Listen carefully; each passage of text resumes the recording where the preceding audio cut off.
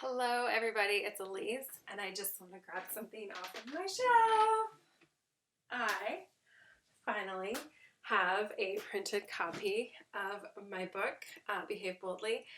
It was print on demand, and so I didn't even have a real copy of this book in my hands until after my sister did, I think. I worked with an amazing publisher to get this done, and my team at Pony Friday really helped pull it off. So the internal spreads look amazing, and it's available where online books are sold, which is really exciting. And I thought that I would just take a minute or two with you, or maybe 5 or 10, and read the intro.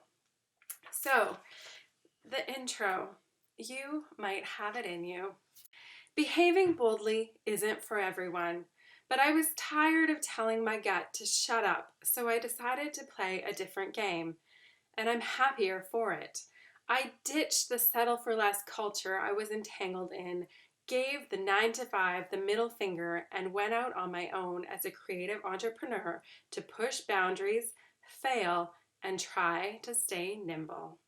The path to your dreams is hidden behind the facade of what you're supposed to do, and my story is still unfolding.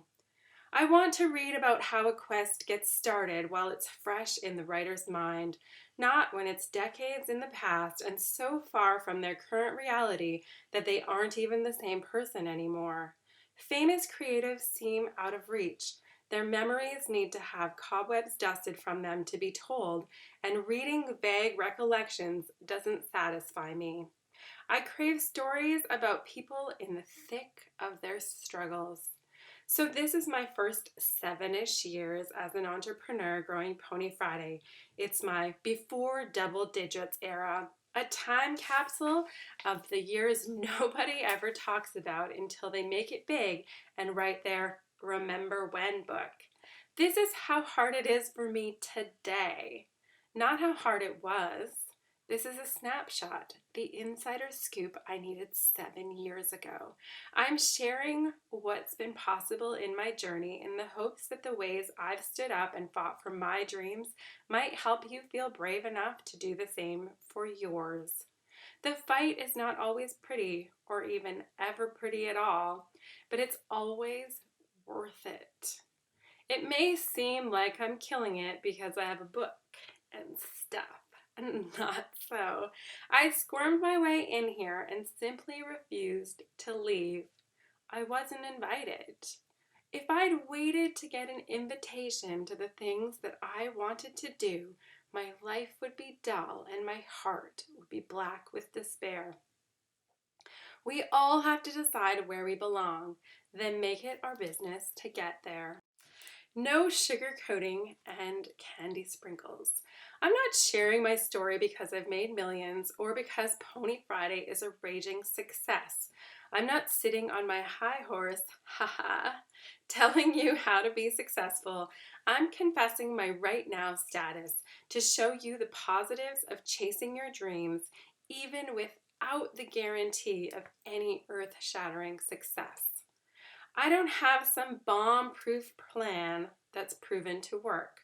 I'm not running ads about my 7-figure sales funnel and the steps you need to take to build yours. I simply think you should stick your neck out and embrace a messier existence, an existence that's your own. Quitting your day job is a high-stakes choice, and it can work if you're up for the adventure and willing to take the risk. People get laid off all the time. You just be proactive about shifting your career. I believe we were born to evolve and thrive, and by putting ourselves in a position for growth, we're fertilizing that path. Then there's an inset box, but I'm going to skip that. Before I redirected my life, I felt trapped and disillusioned. I had a dream job as a professional ad agency creative. I was getting paid and winning awards, but I hated the office culture and politics. I just wanted to hide in my cave and work from home. I wanted out in a bad way. I didn't know what I was stepping out to do, or that I would one day build a business that would grow beyond just me. I didn't even have a desk at home. I had had a laptop, wireless, and a kitchen table. All I knew on the day that I quit was that I didn't want to be at that agency or at any agency. I forced myself to step away from what I knew I didn't want so that I could figure out what I did want. I was opening up to my life. Going places to do things you don't care about is ludicrous. I wanted to create my own reality and live my own life. I had no idea what that would look like, but I knew I needed to own it. I never once looked back at that agency. Leaving that job was one of the most freeing times of my life. I'm motivated to spend my life cultivating a more fun and creative world, and I want to share my experiences of pulling myself out of the 9-to-5 factory mindset. I want more people to color outside the lines and create things beyond themselves. Creative misfits weren't meant to conform to a 9-to-5. They were meant to make the world a more vibrant place. To stay motivated, you have to keep putting one foot in front of the other.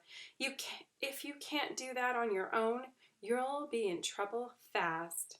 I hunt for my supper, and learning to hunt isn't easy.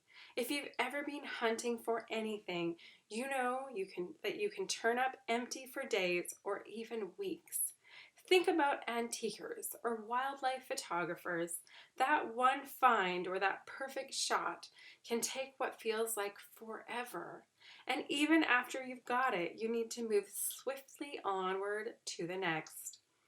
I've learned that it's okay to say things that make others unhappy. I've slid into client meetings with a devilish grin on my face and stated, "I'm about to be very unpopular."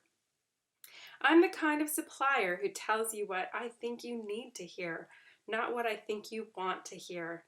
That's how I build trust. It also means that I work with a limited number of select clients. I imagine that most have had the urge to fire me after I've showcased brutal honesty. And that same honesty is what you'll get here, the unvarnished truth of what my experience has been, what I've learned, and what I still struggle with. Behaving boldly is about going after what seems to be your calling and not getting caught in the web of lies that tells you what you should be doing. The sensible path is not a bold path. Sometimes behaving boldly seems a lot like behaving stupidly. I mean, I carry around a 4-foot cutout of a pony, easily caught by gusts of wind. We have to be brave in the face of looking stupid, in the face of fear. A life lived in fear is boring. These are the first years. Me and Pony. So that is the intro to Behave Boldly by Elise Russell.